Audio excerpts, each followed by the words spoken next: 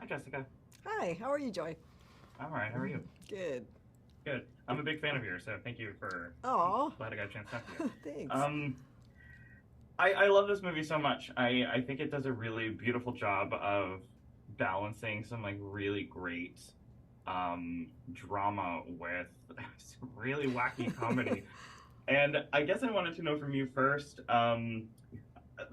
Were you looking to do something with a lot of physicality? Because the chemistry, the physical chemistry just between these two ladies is amazing, and the scene where Sandra, that cutaway where she's like choking in the restaurant, that made me laugh so hard I had to go back. So I was just wondering if that is something you were like really looking to do this time around. Yeah, definitely. I think because we knew with Awkwafina and Sandra Oh that you could have um, the drama, the emotion of that relationship, you could really ground Hmm. that. Then it's like we kind of had permission to push Yeah.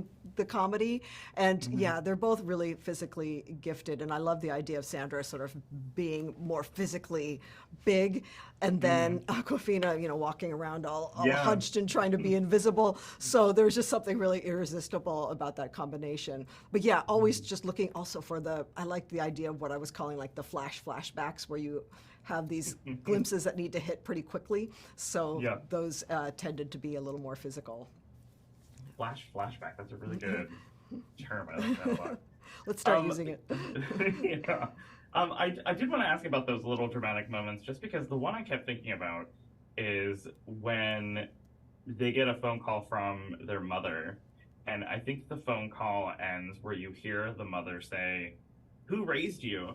And Sandra says, "Nobody." And I can understand how that can be interpreted as funny, but also just very very sad. And I like how the performance from Sandra and the way that you stay on her, it really makes us curious, and it really it really sparks something in us to want to know more about this relationship. And I was curious if that is something that is difficult to ground in such a crazy fun comedy. Yeah, it's a good question, and I think part of it is that we workshop together on those kind of Hmm. character layers in the story, so that the stakes were very real for our characters. So even when there's something that we think is funny, like a childhood memory that's traumatic to them, it's funny Hmm. to us, but like them staying with the trauma of it, so they could always play that straight.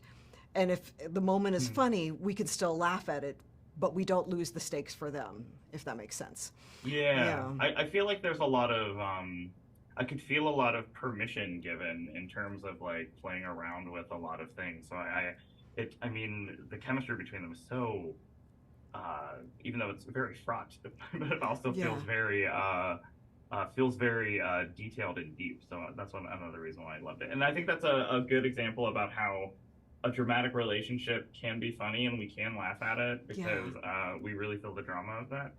Yeah. Um, I guess I wanted to know also what was important to you in creating the world of Can't Stop the Quiz. I love that Will Ferrell is he's very sweet in Yeah. this, and a side of him that we don't always get entirely of, and I can tell that the show means a lot to him. And I was curious, what is that sleek, very Yeah. bright, fancy world like? What is important to you about establishing that? Well, what I wanted was it to feel like Oz, right? That she Oh, finally okay. gets to go, and that's like it's bright, and the colors are not anywhere else in the film. So, Hmm. and there you have, there's Terry McTeer, her replacement dad, and so the big question for us, I think, is he that good guy, right? When who's the man Yeah. behind the curtain? So Hmm. there's maybe a little bit of tension there, but I really wanted it to feel like that it is the place that she's dreamed it to be, Hmm. and of course that causes her tremendous anxiety.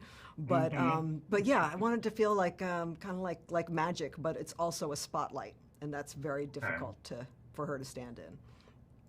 Yeah, the the colors not being anywhere else. That's so cool. I love that. Yeah. I guess just one quick question before I let you go. I love the joke about No, that's Justin Timberlake, the bobblehead. I wanted to know, I guess, was that actually a Justin Timberlake bobblehead and you turned it into a Will Ferrell bobblehead? No, you know what? It actually is. It was a bobblehead that was based on Will Ferrell as Terry McTeer, but I liked Okay. I liked the idea of drawing parallels between Anne and her cranky neighbor, that she could end up living the same life. And so there's the idea that in the same way that Francine gets her celebrity crush mixed up with a doppelganger, I thought it was kind of Yeah. funny to suggest that maybe she does have. Is it a Justin Timberlake doll? Yeah. So I, I kept wondering at the whole movie. I was like, "Can I get another shot of it?" Yeah. And I will say, I am from Pittsburgh, so seeing a young girl kick over a giant thing of ketchup was very. I've been to the Heinz Museum, so that's great. oh my gosh, I hope anyone doesn't get ideas. No, no, no. Well, thank you so much for your time. I love the movie. I can't wait for more people to see it, and I can't wait to watch it again. So thank you so Oh, much. thank you. Thanks.